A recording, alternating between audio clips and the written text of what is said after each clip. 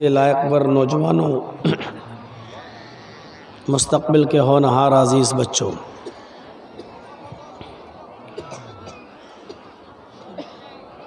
کافی عرصے کے بعد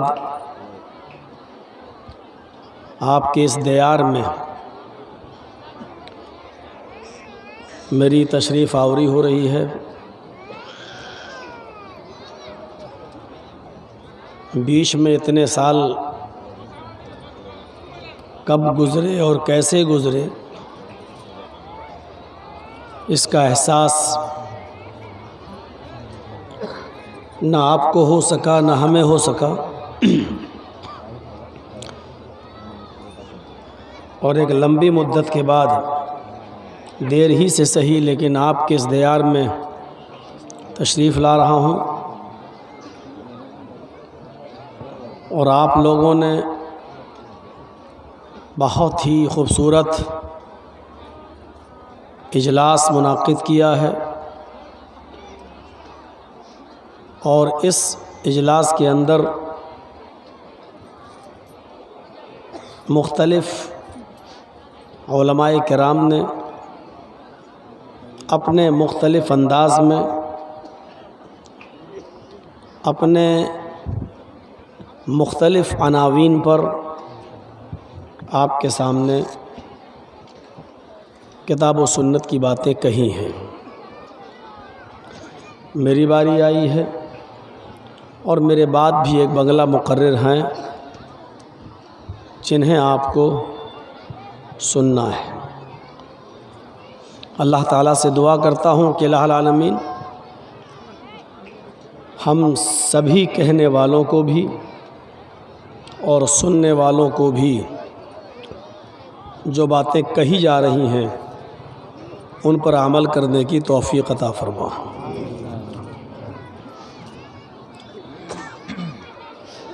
لاک ڈاؤن کے بعد ہمارے اس ملک کی بلکہ پورے دنیاوی سطح پر، بین الاقوامی سطح پر اگر دیکھا جائے تو دنیا کے ہر ملک کی اقتصادی اور معاشی کمر ٹوٹی ہے۔ ہمارے اس ملک کی اکنومی بہت تیزی کے ساتھ نیچے کی طرف کھسکی ہے،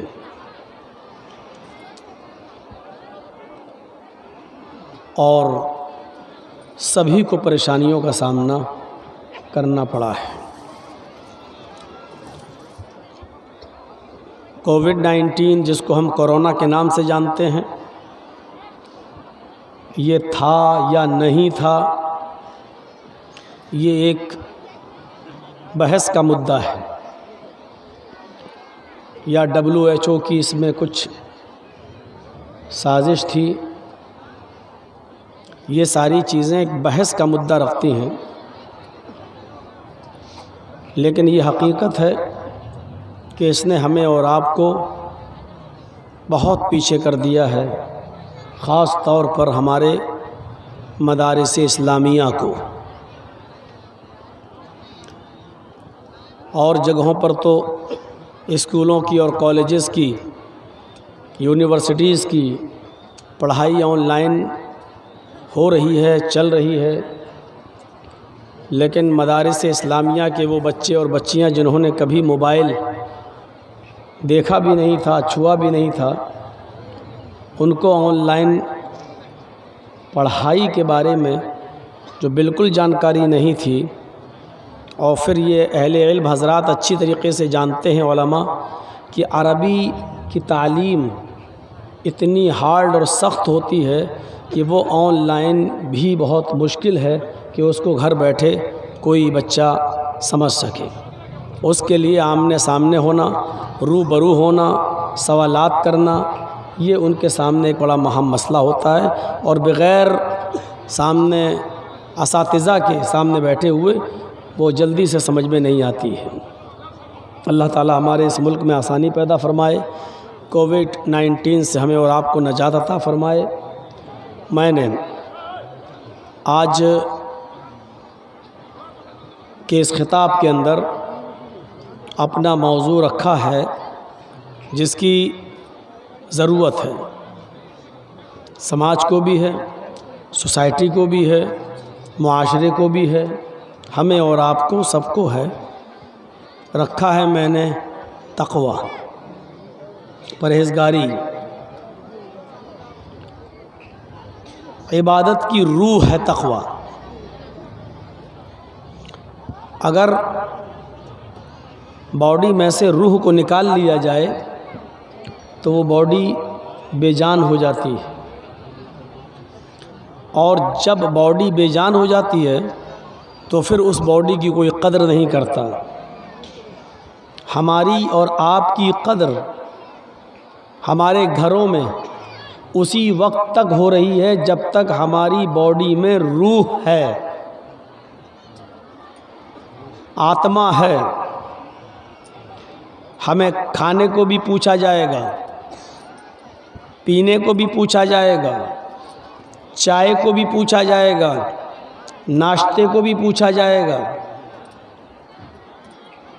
لیکن یاد رکھیے گا جب ہماری باڈی سے روح نکل جائے، روح ختم ہو جائے، روح نکل جائے، تو پھر ہماری اس باڈی کو خود ہمارے گھر والے بھی 8 گھنٹے اور 10 گھنٹے سے زیادہ گھر میں نہیں رکھیں گے، بلکہ اس کو مٹی کے حوالے کر دیں گے۔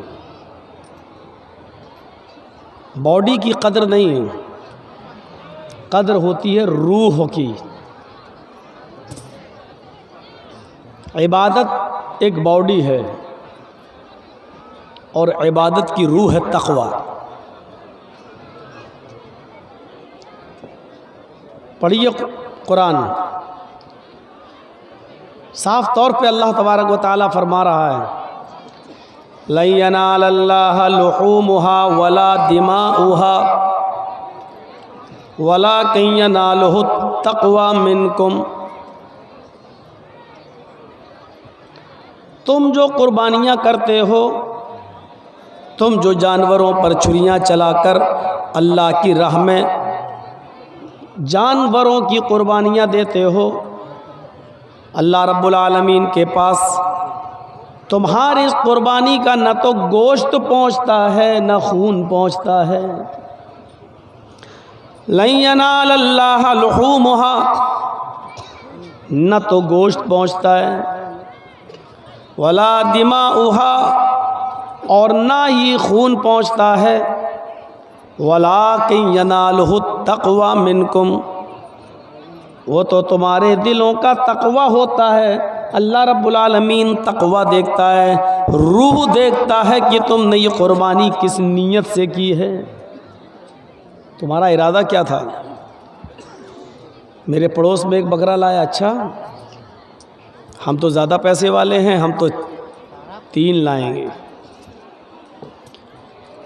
اور ہم 3 جانور کی قربانی کر رہے ہیں صرف اس لیے کہ محلے والے کہیں ماشاءاللہ کتنے بکرے کرتا ہے، کتنی قربانیاں کرتا ہے۔ اچھا یہ 10,000 کا لایا، میں 15 کا لاؤں گا، میں چھوٹے باپ کا بیٹا تھوڑی ہوں۔ باہر لے کے نکل رہا ہے جانور کو دکھاتے ہوئے پورے گاؤں میں، بھائی کتنے کا لائے؟ 15 کا لایا ہوں۔ لوگ کہیں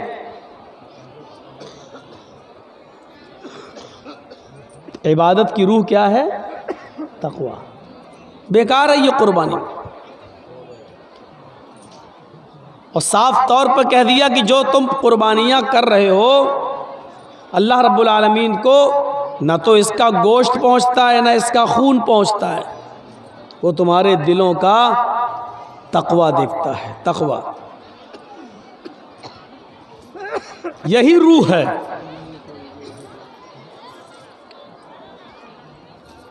رمضان کے روزے فرض کیے گئے، اس کا بھی مقصد کیا بتایا گیا؟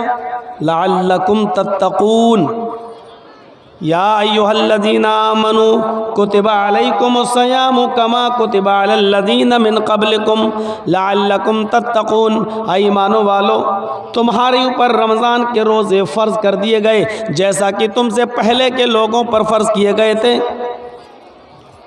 کیا اللہ تعالیٰ بھوکا پیاسا رکھنا چاہتا ہے؟ نہیں۔ کیا ایک مہینے تمہیں بھوکا اور پیاسا رکھ کر وہ پورے سال کا غلہ اور اناج کا اسٹور کر لیتا ہے؟ نہیں۔ مقصد کیا بتایا؟ لعلکم تتقون، تاکہ تمہارے اندر تقوی پیدا ہو جائے، پرہیزگاری آ جائے۔ روزے کے اندر اگر ہمارے اندر پرہیزگاری آئی تو ہماری عبادت قبول، روزہ قبول، ورنہ نہیں۔ روزے کی روح کیا ہے؟ تقوی۔ اگر ہمارے روزے کے اندر تقوی ہے تو روزہ قبول ہے، اور اگر تقوی نہیں ہے تو کم من صائم لیس لہ من صیامہ الا جوع، کتنے ہی روزے دار ایسے ہیں جو سمجھتے ہیں ہم روزے سے ہیں لیکن سوائے بھوکا مرنے کے ان کو کچھ نہیں ملتا۔ وَكَم مِّن قَائِمٍ لَيْسَ لَهُ مِّن قِيَامِهِ إِلَّا السَّحَرُ، اور کتنے تہجد